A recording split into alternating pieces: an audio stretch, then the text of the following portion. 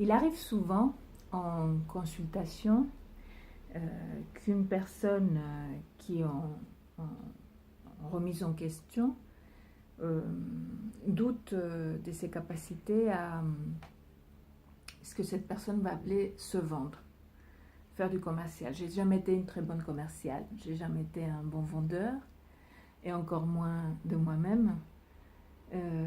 Cette difficulté à faire du commercial est souvent abordée et d'ailleurs à un moment de l'accompagnement où, enfin moi je sens bien qu'il y a une petite, pas que petite, une petite touche pour dire vous voyez dans quel état vous m'avez mis à force de me faire tout questionner, à force de déconstruire toutes mes assurances, déjà que j'étais pas bon ou bonne. Là, je suis vraiment pas en état de défendre mon dossier ou de défendre mon poste ou mon projet ou de placer mon produit. Ça vient comme ça d'ailleurs. Euh, mais mais c'est une question extrêmement intéressante et aussi la façon dont ça vient que je suis en train de décrire. Je vais le prendre plutôt par ce bout-là, oui. Ça vient me chercher dans vous m'avez rendu indésirable en quelque sorte, ou vous ne m'aimez pas assez, ou feriez mieux de me rehausser.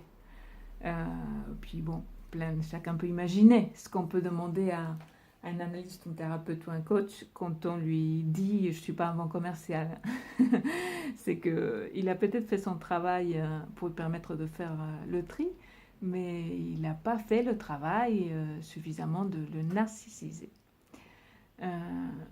Non, parce que justement, ça ne se joue pas au narcissisme, cette histoire, au contraire. Donc, quelques petits repères. Hein. Le narcissisme, c'est la base de notre personnalité. Hein. Le narcissisme, on le développe pour être plutôt en situation de survie.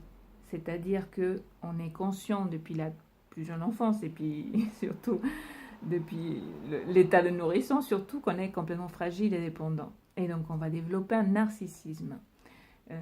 C'est-à-dire que dans sa tête, on va fantasmer et on va créer ce qu'on appelle un idéal du moi, celui qui peut vaincre de tous les obstacles et qui plaît énormément à papa, maman et à tous ces gens autour qui sont vraiment ravis. Donc ça, c'est première étape. Et ensuite, il y a l'étape qu'on appelle de l'Oedipe ou la socialisation. Et là, il ne s'agit pas de plaire à tout le monde ou d'être méga fort ou d'être en l'idéal. Il s'agit de pouvoir exister, se faire entendre, se faire regarder, susciter l'intérêt et aussi s'intéresser aux autres et aussi entendre les autres et aussi bien être bien à propos, être juste. Donc c'est cette deuxième phase qui est intéressante en tant qu'adulte. Hein.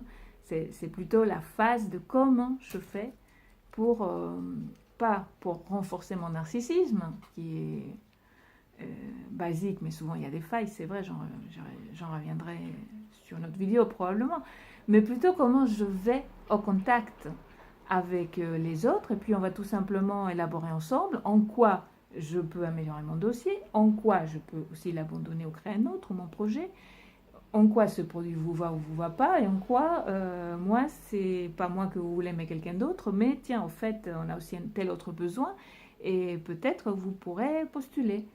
Vous voyez, ça reste très ouvert, plutôt que de couper a priori, je n'y arriverai pas.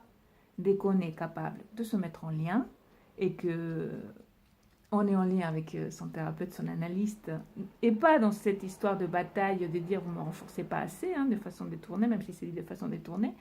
Dès qu'on est capable d'être en lien, bon, on peut vendre, et enfin vendre n'est pas la question, on peut vivre, et vivre mieux.